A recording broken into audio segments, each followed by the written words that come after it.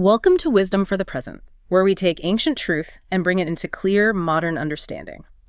This episode uses AI-generated narration based on human-researched and written material. So I want you to imagine, well, just for a second, walking out of a highly secured, totally hostile enemy camp in the dead of night. Right, surrounded by armed guards. Exactly. You are surrounded and you are nodding politely to these heavily armed sentries you pass, and you're maintaining this air of, absolute unbothered calm. Which is wild. It is. And you are doing all of this while carrying the severed head of their commanding general. And you've got it hidden inside a bag meant for kosher bread. It's just an unbelievable visual. It really is.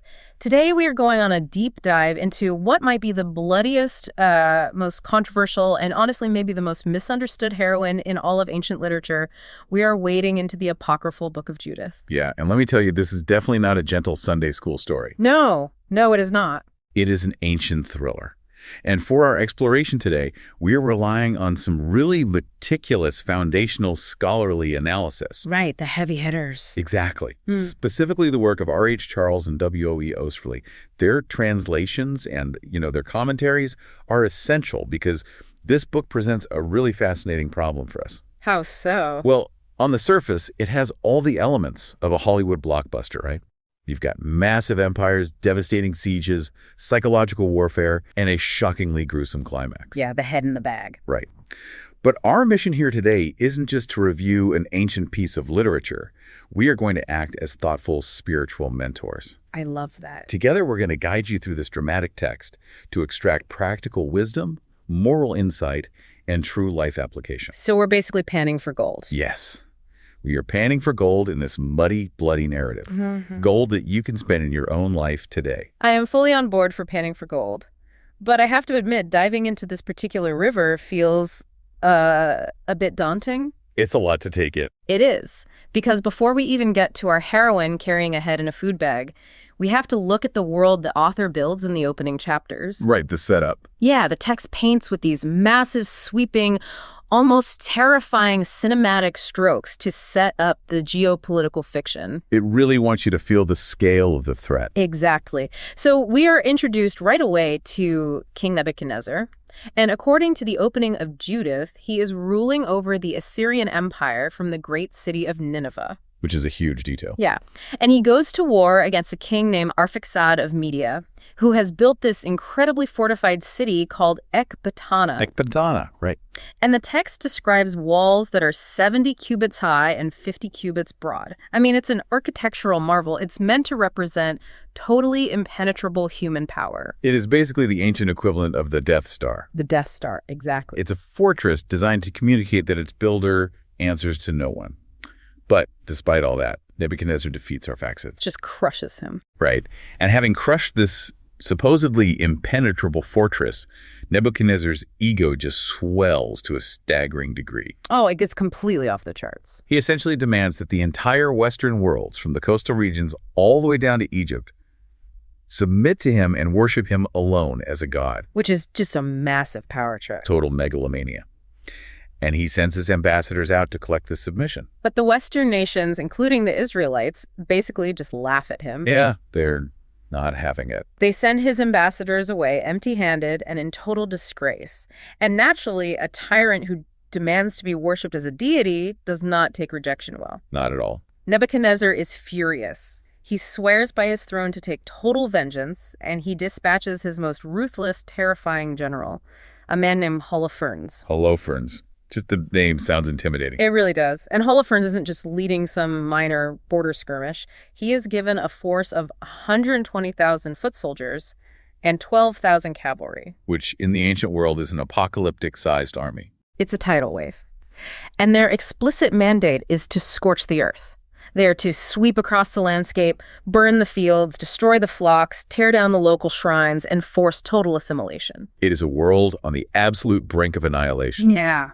And the author spends a significant amount of time detailing this march of destruction to ensure the reader feels that suffocating weight of the approaching army. You really feel the dread building. You do. It is a slow, methodical erasure of cultures. Yes. But, and this is where things get interesting, as we look at this setup through the lens of modern scholarship, specifically leaning on W.O.E. Osterley's analysis, we hit a massive, glaring historical wall. Okay, wait, this is exactly where I start to struggle with the premise of finding profound truth in this text. I know where you're going with this. Because if this book is meant to offer spiritual mentorship, why does it open with what we can easily verify as, well, fake history? It's a fair question. Because the names, the places, the timelines here are wildly mixed up. Shouldn't a text conveying deep moral truth at least get the basic historical facts right? That reaction is completely natural for a modern reader. I mean, we're conditioned to read historical accounts like engineering schematics, Right. We want the dates to match up. Exactly. We want the carbon dating to match the archives perfectly. But let's look at the actual text. The errors the author makes are so prominent and so universally known in the ancient world that they simply cannot be the result of ignorance. What do you mean, like they did it on purpose? Absolutely. Think about it. Nebuchadnezzar was a very real, very famous king, but he was Babylonian. He was not Assyrian. Okay. And he definitely did not rule from Nineveh, because Nineveh was famously destroyed around 612 BC, which is years before he even took the throne. So the author definitely knew that. Of course.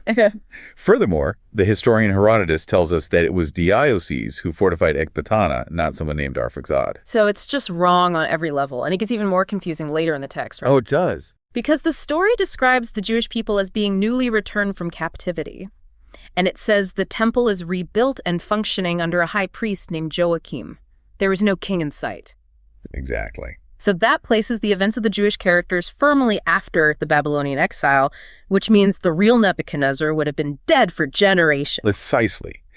If the author had intended to write a factual historical ledger, they would never have made such massive, easily verifiable blunders. It's too obvious. It would be like someone today writing a story set in 2024 where George Washington, the Emperor of the Soviet Union, ruling from a newly constructed castle in Atlantis. Okay, when you put it like that, it's hilarious. The sheer absurdity of the historical mashup has to be the point. It is the point. The consensus of scholars, including R.H. Charles, is that the author intentionally constructed this historical fiction around 150 BC during the Maccabean period. Okay, so this was written hundreds of years after the era it claims to be describing. Yes. And the Jewish people at this time around 150 BC, they aren't dealing with Assyrians or Babylonians. They are dealing with the Syrian Empire. Right. They were facing a terrifying existential threat from Syrian forces under the Seleucid king Antiochus IV Epiphanes. And Antiochus was brutal. Unbelievably brutal. His goal wasn't just political dominance, it was total, forceful Hellenization. He wanted to wipe them out culturally? Completely. He wanted to eradicate Jewish identity, culture, and religion entirely. He banned circumcision. He banned the observance of the Sabbath. He ordered the destruction of the Torah. Wow. And he famously desecrated the temple in Jerusalem by sacrificing a pig on the altar and setting up a statue of Zeus. So to the Jewish people, this wasn't just a military occupation. It was the targeted destruction of their soul as a people. Exactly. So the author uses Nebuchadnezzar and Assyria as coded stand-ins. Oh. It's a pseudonym for the ultimate oppressor of their own day. This makes perfect sense now. It's resistance literature. Because if you write a pamphlet in 150 BC explicitly saying, we must rebel against Antiochus Epiphanes and the Syrian army, well, the authorities will find you and execute you, and your text will be burned. But if you write an epic, archetypal story about a past, universally recognized villain who tried to play God. You can pass it around. Exactly. You can circulate it among your people to inspire them without drawing the immediate fatal wrath of the current regime. That is so clever. The author is taking historical names, even Holofernes, which was actually the name of a Persian general from a completely different era, and throwing them into a literary blender. A historical mashup. Right. And the result is a composite enemy. It represents the terrifying essence of tyranny itself, stripped of specific temporal boundaries. The psychological brilliance of that is staggering to me. By untethering the story from strict historical facts, the author creates a universal blueprint for surviving tyranny. A blueprint that works in any era. Yes, and translating that into a modern context for you listening, it fundamentally changes how we approach narratives of resilience. How so?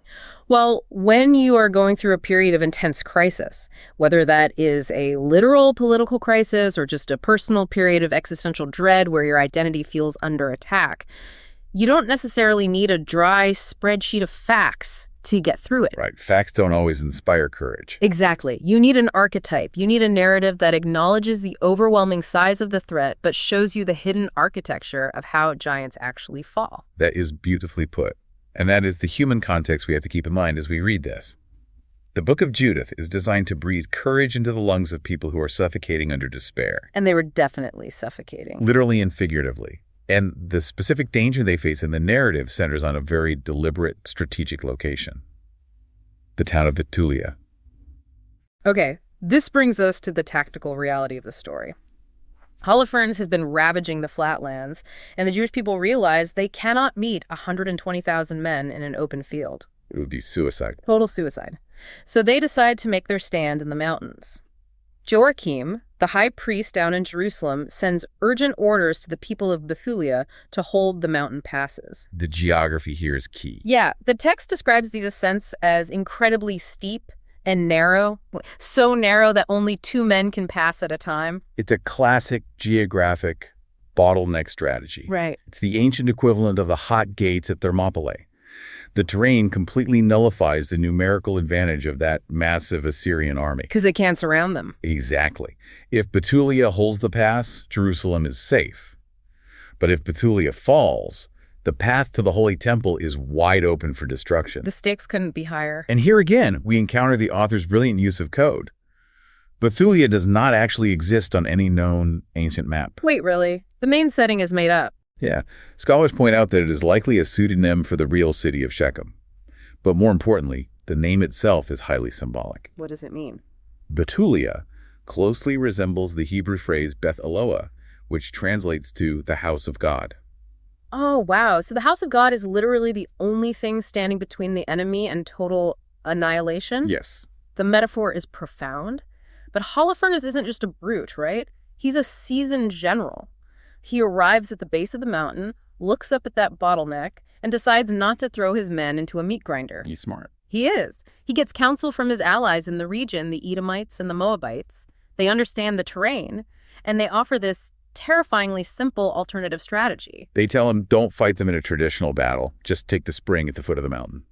It's so insidious. So Holofernes seizes the water supply, sets up guards around the fountains, and initiates a blockade. It is a strategy of slow, agonizing strangulation.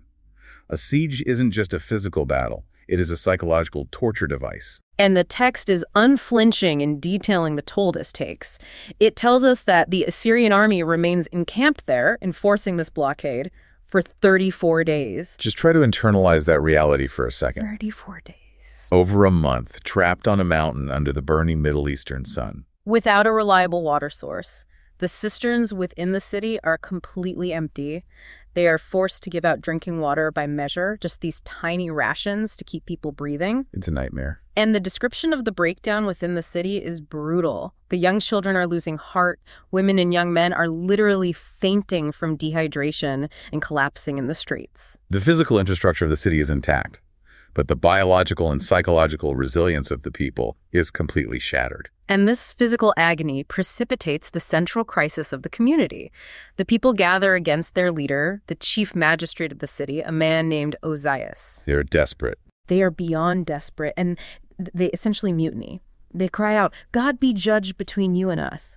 God has sold us into their hands. It is better for us to be made a spoil to them than to die of thirst." Wow. They're demanding that Ozias surrender the city to Holofernes.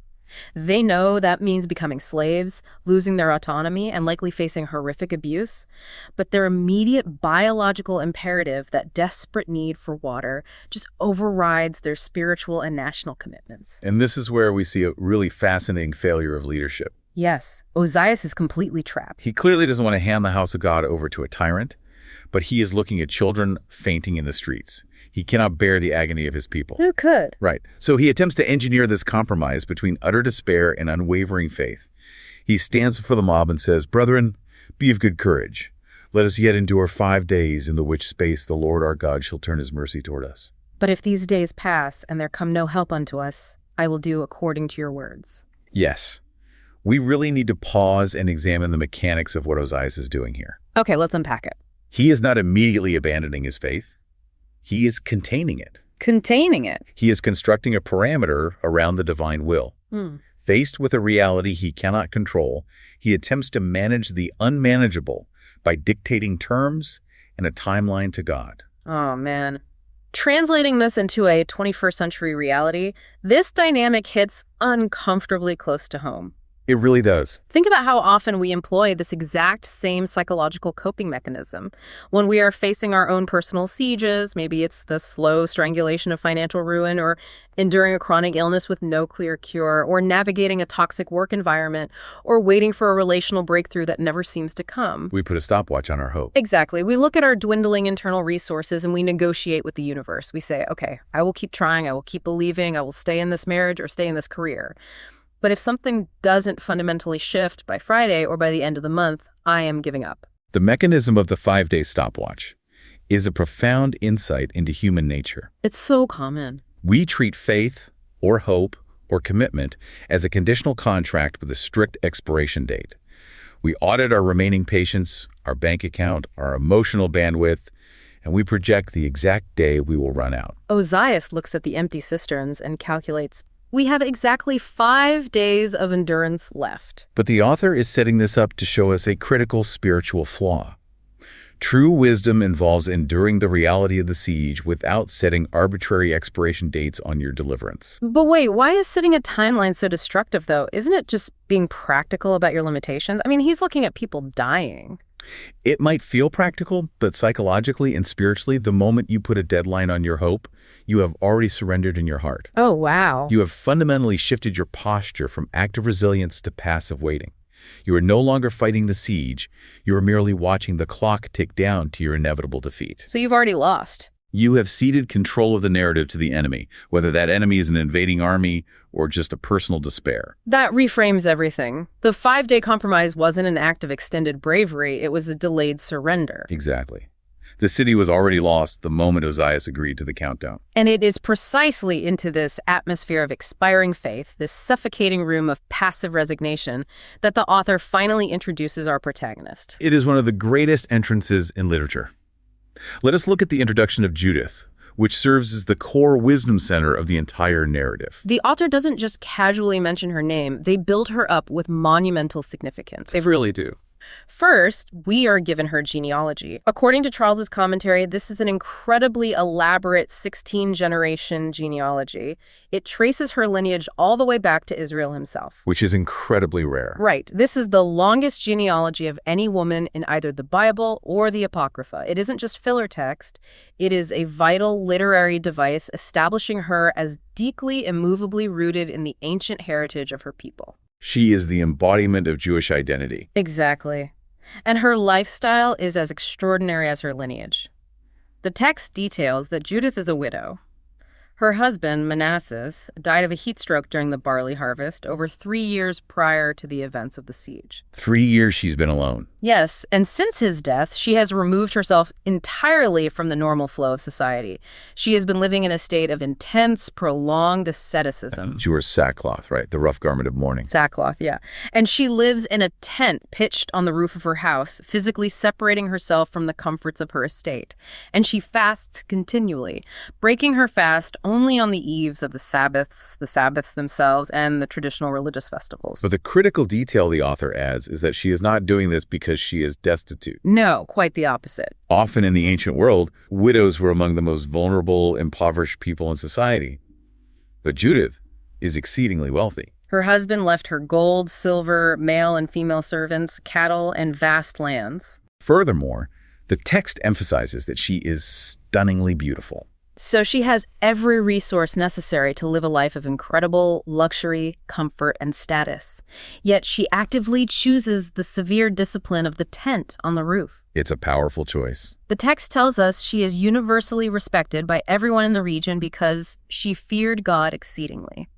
She represents the absolute, uncorrupted ideal of pious devotion within the emerging Pharisaic tradition. The contrast the author builds here is essential. Down in the city square, the leaders are panicking, their resources are empty, and their faith is crumbling under pressure. Right. But up on the roof, surrounded by wealth she refuses to indulge in, Judith has spent 3 years voluntarily depriving herself of comfort to build spiritual endurance. Her asceticism is the forge where her iron will was created. Exactly. So when her maid brings her the news of Ozias' 5-day ultimatum, she doesn't panic. No, she is incensed. She summons the elders of the city, Ozias, Shabris, and Sharmas, to her home. And this woman, who has lived in quiet mourning for over 3 years, delivers one of the most intellectually and theologically searing rebukes in ancient literature. The audacity of it is breathtaking. She sits these male leaders down and essentially dismantles their entire theological framework. She doesn't hold back. She says, "Who are ye that have tempted God this day, and stand instead of God among the children of men?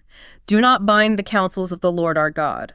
For God is not as man, that he should be threatened, neither as the Son of Man, that he should be turned by entreaty." She is diagnosing the exact mechanism of their spiritual failure. Yes. By giving God a 5-day deadline, they are attempting to manipulate the divine. They are putting the creator of the universe to the test, demanding that he perform a rescue operation on their specific, biologically driven schedule. Which is just arrogant when you think about it. It is. Judith reminds them that God's power does not rely on human timelines, nor does his might reside in the sheer number of strong men. He is, as she articulates later in her prayers, the God of the afflicted and the protector of the forlorn. God cannot be bound by a stopwatch. This highlights the core wisdom we can extract from this section. The author is contrasting two fundamentally different responses to existential crisis. Right. Ozias represents a faith that is fragile. It breaks under the pressure of circumstance. It looks at the empty cisterns and starts negotiating a surrender. But Judith represents a faith that is unmovable. Unmovable because it was forged intentionally in the fires of spiritual discipline long before the crisis ever arrived. She is powerful in this moment of chaos exactly because she has spent years figuring out who she is. Her convictions are anchored so deeply that a 34-day drought cannot uproot them. Translating this into a practical how-to for the listener, we all face moments where a metaphorical Holofernes surrounds our life. All have our sieges. When that overwhelming obstacle appears, you have to run a diagnostic on your own reaction. Are you defaulting to the Ozias method? Bargaining with your circumstances? Making ultimatums with the universe and waiting passively for the clock to run out? Or are you employing the Judith method? And we really need to look at how exactly the Judith method works in practice. Because it's not just about yelling at the leadership and diagnosing their theological errors. Right. She actually does something. She tells the elders, "I will do a thing which shall go down to all generations. The Lord shall visit Israel by my hand." She promises action. But, and this is key, she completely refuses to tell them her plan. Yeah, she keeps it totally secret. She simply orders them to go back to the gates and wait. So the elders leave. Does she immediately grab a weapon and sprint down the mountain toward the enemy camp? She does not. And this is the most critical, actionable takeaway for anyone listening who's preparing to face a major conflict. What does she do? Before Judith takes any external action, before she puts on her armor, so to speak, she does the intense inner work. The text says she falls on her face, puts ashes on her head, uncovers the sackcloth she was wearing, and prays with a loud voice. She completely humbles herself. Yes. She methodically aligns her will with God's. She recounts the history of her people, she asks for strength, and she consciously grounds herself in her core values. That sequence of events is vital. Before executing a bold, risky strategy, before you walk into that high-stakes negotiation, before you confront that deeply entrenched dysfunction in your family, before you launch the project that terrifies you, you must do the inner work. Ground yourself. Find your clarity first, because action without rootedness is just panic masquerading as bravery. That is so true. Panic masquerading as bravery. Judith's external strategy, which we are about to see is incredibly dangerous, only has a chance of working because she has spent 3 years fasting and praying in silence. The silence prepared her for the stage. The inner work provides the necessary foundation for the outer execution.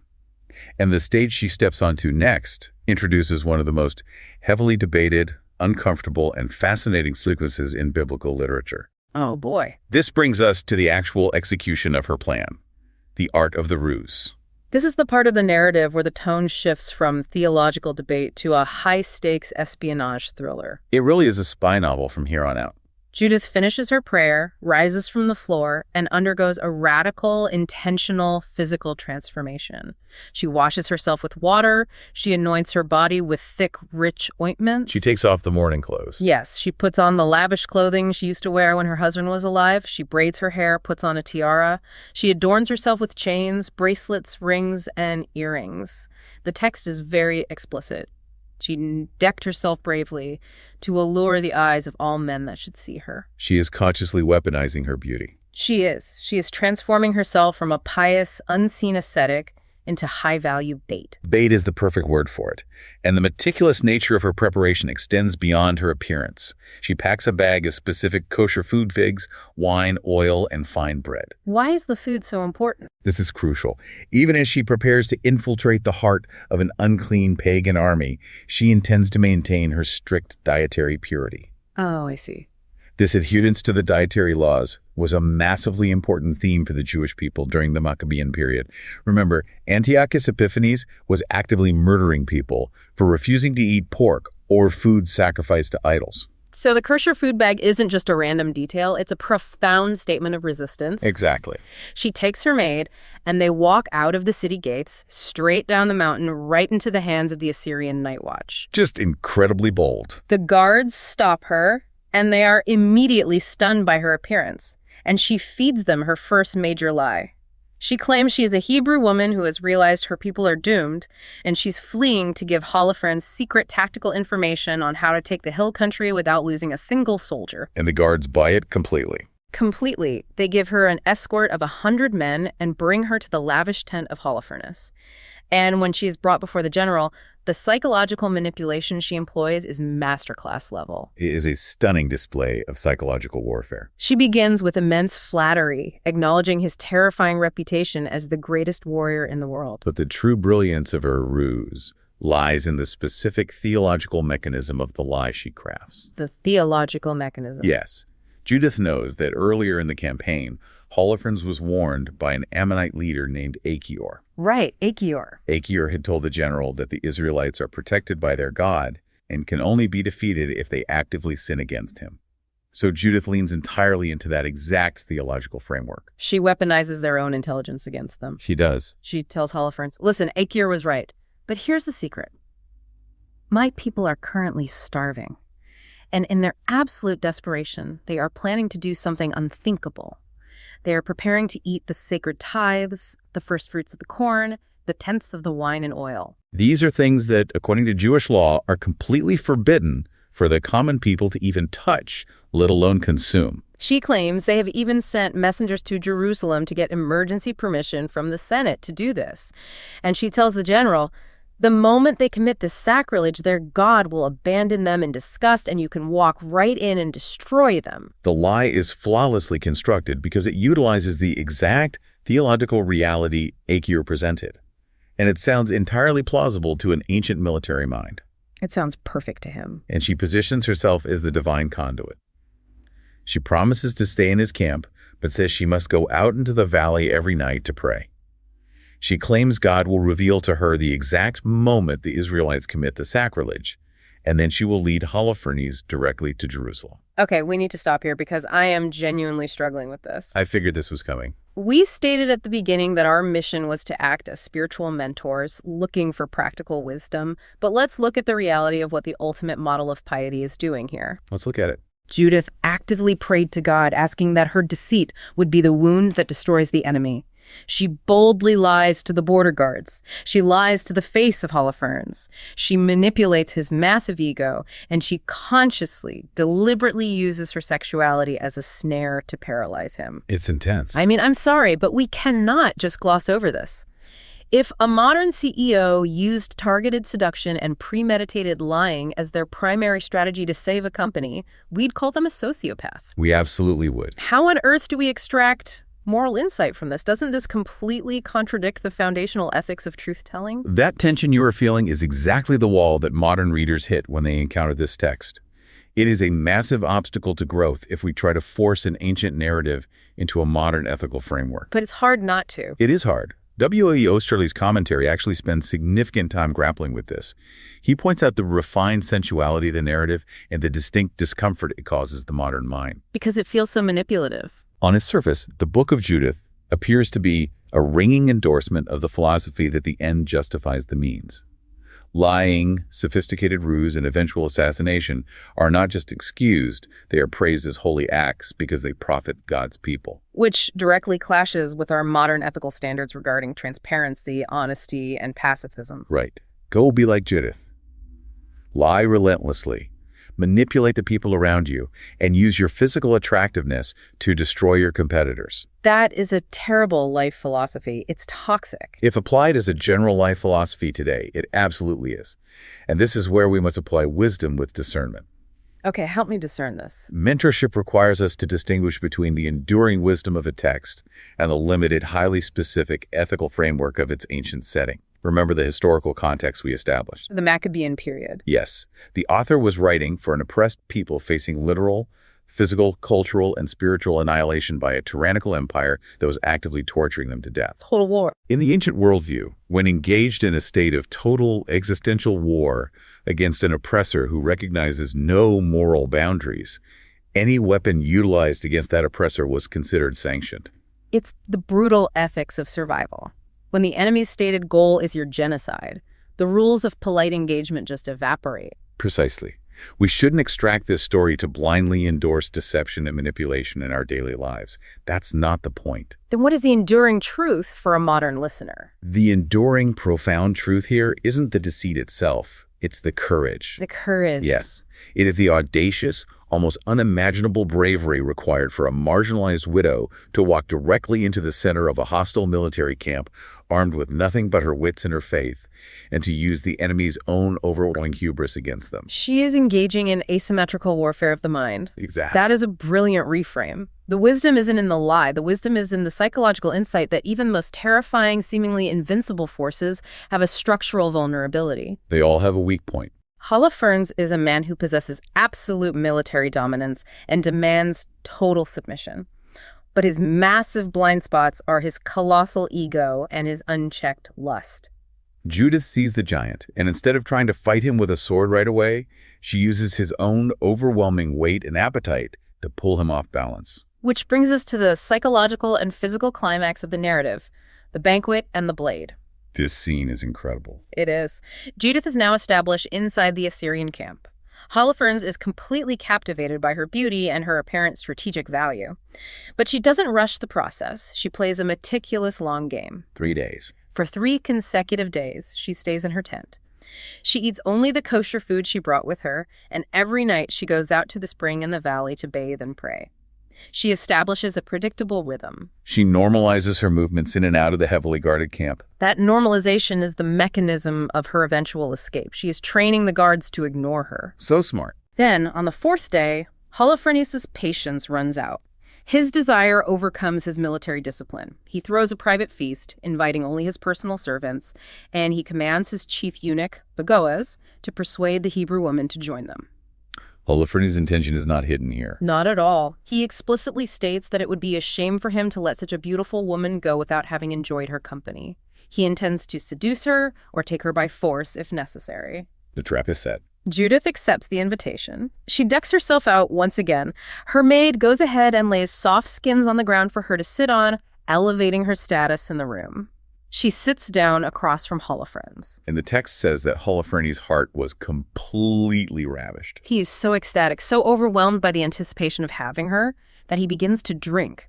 And he doesn't just have a glass of wine, he drinks with reckless abandon. The author notes that he drank more wine than he had drunk at any time in one day since the day he was born. The author is drawing a sharp, brilliant contrast here. What's the contrast? Look at Judith. She has spent 3 years fasting, mastering her physical appetites, building an ironclad self-control. Right. Then look at Holofernes. The conqueror of the world is entirely enslaved by his appetites, his appetite for land, for power, for wine, and for her. His lack of self-control completely overrides his reason. Exactly. As the evening drags on, his servants take the hint and discreetly leave the tent. But Ozias shuts the tent from the outside. Judith is finally left entirely alone with the most powerful general in the world. But he is now completely passed out, overflowing with wine, sprawling across his luxurious bed. The tension in this moment must have been suffocating. This is the point of no return. Judith stands by his bed. The massive snoring obstacle to her people's survival is totally vulnerable. She prays silently, "Strengthen me, O Lord God of Israel, this day." She calls on God for the final blow. She walks to the head of the bed, reaches up, and takes down his own scimitar, his personal sword, from the tent pole. She grabs the hair of his head to expose his neck, and with all the strength she possesses, she strikes his neck twice. It is an incredibly visceral, shocking act of violence. She completely severs his head from his body. Then she rolls his headless corpse off the bed and tears down the luxurious jeweled canopy that hung over him, taking it as a physical trophy of the kill. And then comes the detail with the bag. Yes. She calls her maid, hands her the severed head, and the maid places it directly into the bag that previously held their kosher food. I cannot get over the literary genius of that detail. The bag of pure kosher food, the symbol of her devotion and resistance to assimilation, now holds the ultimate impurity, a bleeding, dead body part. It's such profound symbolism. And because they spent 3 days patiently establishing their routine, they simply walk out of the tent. They walk right past the guards, through the sleeping camp, and head toward the valley, ostensibly to do their nightly prayers just as they have done every night before. No one stops them. No one suspects a thing. They walk all the way up the mountain pass back to the gates of Bethulia. If we pause here to look for comparative insight across ancient traditions, this sequence taps into one of the most profound and enduring human archetypes. The underdog. The underdog who weaponizes the giant's own strength against him. Judith belongs to the exact same literary and spiritual family as a young David facing Goliath, or Jael and Sisera in the Book of Judges. The parallels are striking. David used the sling, but he ultimately used Goliath's own massive sword to cut off his head. Just like Judith used Holofernes' scimitar. And Jael offered Sisera hospitality, lulled the exhausted general to sleep with milk, and then drove a tent peg through his temple. These aren't just repetitive stories. They speak to a universal, desperate human yearning. What yearning is that? It is the deep, necessary belief that the massive, arrogant empires of the world, the bullies, the tyrants, the overwhelming obstacles that seem invincible, all possess a fatal architectural flaw. Their own pride. Their own ego, their arrogance, their insatiable appetite makes them brittle. The marginalized, the oppressed, the seemingly weak can exploit that vulnerability, but only if they have the discipline to see it and the courage to act when the moment arrives. Holofernes' supreme confidence in his own power was the exact mechanism of his undoing. Precisely. So Judith and her maid arrive back at the gates of Bethulia in the middle of the night. She calls out to the watchman, "Open the gate. God is with us. He has not forsaken his people." And this leads us to the aftermath, the triumphant legacy of her actions. The reveal scene is amazing. The townspeople, who just days ago were ready to surrender and become slaves, rush down to the gates. They light a fire to see in the dark, and Judith reaches into the food bag and pulls out the severed head of the terror of the ancient world. You can imagine the absolute shock and awe that ripples through the crowd. She holds up the head and the jeweled canopy, and she publicly swears that God preserved her and that Holofernes was killed without her being defiled. The people fall to their knees in utter amazement and worship. And amidst this chaotic celebration, the author brings back a fascinating character. Achior, the Ammonite leader who had warned Holofernes about the God of Israel and was tied up at the bottom of the mountain for his honesty. He is brought forward. Oh, right. He looks at the severed head of the man who had terrified him, and the psychological shock is so profound that he literally faints. He passes out entirely. He is completely overwhelmed by the reality of the deliverance, and when he regains consciousness, he falls at Judith's feet, blessing her. But what happens next is a highly significant theological evolution within the text. What does he do? Achior, witnessing this undeniable proof of God's power, believes, circumcises himself, and is officially joined to the house of Israel. Why is an Ammonite converting to Judaism such a significant detail here? Because it represents a radical departure from strict ancient biblical law. How so? Specifically, Deuteronomy 23.3 explicitly forbids an Ammonite or a Moabite from ever entering the assembly of the Lord, even down to the 10th generation. Oh, wow. So it's strictly forbidden. Yet here, the author purposefully includes this detail to demonstrate that genuine faith and the recognition of God's power can supersede the strictest ethnic boundaries and legalistic prohibitions. In a book that is otherwise fiercely, almost violently nationalistic, This is a remarkably progressive theological note. It is. It suggests that inclusion in the community of God is ultimately based on faith, not just bloodline. That is a beautiful and unexpected nuance. But the military situation isn't entirely resolved yet. Judith is a brilliant tactician to the very end. She finishes what she started. She tells the men of the city to take Holofernes' head and hang it on the highest battlement of the wall. She orders them to arm themselves and wait for dawn. The next morning, the Israelite soldiers rush out of the gates. The Assyrian guards see them, panic, and run to wake their general to organize a counterattack. When Goas goes into the luxurious tent, knocks, gets no answer, goes in, and finds the headless body of his invincible commander overflowing onto the floor. He tears his clothes and screams. The cry spreads through the camp like wildfire. One woman of the Hebrews hath brought shame upon the house of King Nebuchadnezzar. The psychological collapse of the army is instantaneous and absolute. The terror that Holofernes had relentlessly inflicted on the surrounding nations is instantly turned back upon his own men. Without their seemingly invincible leader, the structural integrity of the army shatters. They break ranks and flee in absolute terror in every direction. The Israelites from Bethulia, joined by forces from the surrounding towns who hear the news, pursue the fleeing army all the way past Damascus. It is a massive, decisive victory. They return to the abandoned Assyrian camp and gather immense wealth and plunder. It is a total rout, and the narrative could easily end right there with a happily ever after of wealth and security. But the author gives us chapter 16, which is Judith's soaring song of thanksgiving. She leads the women of the city in a victory dance, holding branches, a triumphant parade. The song itself is a poetic masterpiece. It echoes the great biblical traditions of the Song of Miriam after crossing the Red Sea, or the Song of Deborah in Judges. But nestled within this beautiful poetry is another critical theological development, one that specifically highlights the era in which it was written. What's development? In verse 17, Judith sings that the Lord Almighty will take vengeance on the enemy in the day of judgment. And the text specifically says, He will put fire and worms in their flesh, and they shall weep and feel their pain forever. Put fire and worms in their flesh to feel pain forever. That imagery sounds incredibly similar to the New Testament descriptions of hell, which feels very different from how the afterlife is described in older parts of the Old Testament. It is very different, and it is a clear expression of developing Pharisaic theology during the intertestamental period. Because the older texts didn't talk about hell like that. Right. In earlier Sadducean thought and older Hebrew texts, the afterlife was often depicted as Sheol, a shadowy, vague existence where both the good and the bad go, without a distinct concept of eternal punishment or reward. But during the Maccabean crisis, things changed. When righteous Jewish people were being horrifically tortured and martyred by Antiochus Epiphanes, simply for keeping their faith, the theology had to evolve. If the righteous die in agony on earth and the wicked prosper, God's ultimate justice must be realized in an afterlife. Exactly. The specific mention of a day of judgment with fire and worms representing eternal conscious accountability shows how Jewish thought regarding cosmic justice had solidified by the 2nd century BC.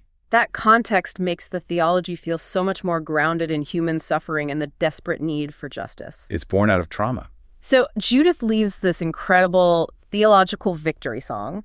The high priest travels all the way from Jerusalem just to honor her. She is undeniably the greatest national hero of her era. She possesses all the wealth of Holofernes' tent, his silver, his luxurious beds, his priceless vessels. She has unprecedented fame, wealth, and influence. She could easily leverage this to seize political power. She could become the queen of her people. But she doesn't. She absolutely refuses the lure of power. And this decision is perhaps the most profound part of her legacy. What does she do with all that wealth? She takes all the immense plunder she was given, including the jeweled canopy she tore from the bed, and she travels to Jerusalem to dedicate it all to the temple as a gift to the Lord. She doesn't keep the trophies to build a monument to herself. No. Then she returns to Bethulia. She goes back to her own estate. She frees her maid, elevating the woman who stood beside her in the danger. She remains a highly honored widow, refusing the advances of many powerful suitors, and lives a remarkably quiet, disciplined life until she passes away at the age of 105. This ending provides the ultimate blueprint for navigating success and crisis. I think about Judith's role like a catalyst in a chemical reaction. I like that. A catalyst. Yeah, a catalyst enters a volatile, chaotic environment, fundamentally alters the state of the elements around it, speeds up the necessary reaction, but when the process is complete, the catalyst emerges entirely unchanged itself. That is a perfect analogy. Judith entered the chaos of the siege. She dismantled the enemy. She altered the course of history, but she didn't let the victory inflate her ego. She remained the exact same disciplined, devoted woman she was before the crisis. She knew when to pick up the sword, but more importantly, she knew when to lay the sword down. Which leaves us with one final provocative thought to take away from this exploration.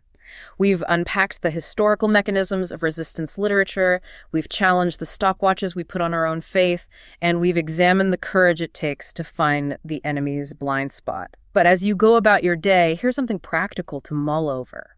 Think deeply about Holofernes. To the people of Bethulia, he was deemed an invincible force of nature. He had 120,000 armed men backing his every word. Unstoppable. Yet, this terrifying giant was completely dismantled by a single person who simply observed his behavior and recognized his insatiable appetite. So what seemingly invincible obstacles are currently laying siege to your own life? Perhaps it's a deeply toxic work environment, a seemingly insurmountable mountain of debt, a terrifying personal habit, or a fear that paralyzes you.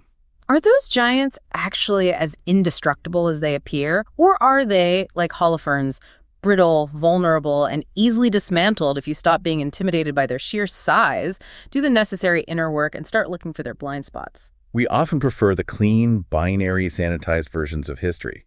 We want our heroes to be perfectly polite and our answers to be simple. But ancient wisdom is murky, complex, and sometimes violent for a reason. Real life is messy. Surviving an existential threat requires courage, immense discipline, and the ability to operate in the gray areas when the stakes are absolute.